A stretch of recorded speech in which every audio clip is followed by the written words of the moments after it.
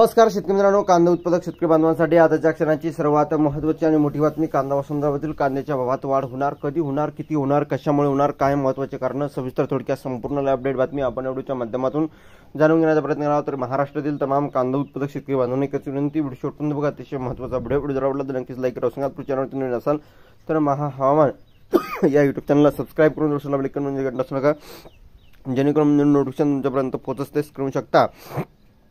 एकंदरीतच या ठिकाणी स्क्रीनवर बघू शकता, अन्यथा शेतकरी संघर्षाशिवाय पर्याय ठेवणार नाही. या ठरावाच्या माध्यमातून शेतकऱ्यांच्या भावना केंद्र व राज्य सरकारपर्यंत पोहोचण्यात आल्या असून शासनाने तातडीने कृती आराखडा जाहीर न केल्याची राज्यव्यापी आंदोलन करण्याचा इशारा संघटनेने दिला आहे.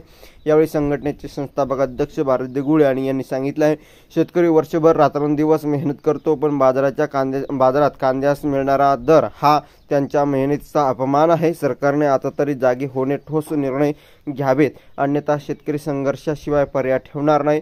प्रमुख उपस्थिती. एकंदरीतच अशा प्रकारची ही महत्त्वाची अपडेट बैठकीत पारित करण्यात आलेला महत्त्वपूर्ण ठराव पुढील प्रमाणे आहे. लासलगाव बाजारात या ठिकाणी लासलगावच्या कांदा उत्पादक शेतकऱ्यांच्या बैठकीत काय ठरलं हे ठराव मांडलेले आहे.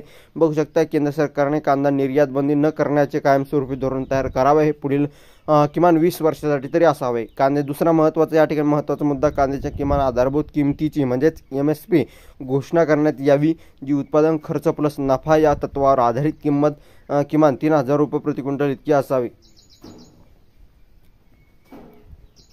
राज्य सरकारने कांद्याची कमी दराने तात्काळ खरेदी सुरू करावी. तसेच व्यापारी स्वतंत्र निधीची महामंडळाची स्थापना करावी. महाराष्ट्र सरकारने या ठिकाणी बघितलं, एकंदरीत मागील काही महिन्यांमध्ये कमी दराने कांदा विक्री झालेल्या शेतकऱ्यांना प्रति क्विंटल किमान 1000 रुपये अनुदान द्यावे. धन्यवाद. Like, subscribe. जय महाराष्ट्र.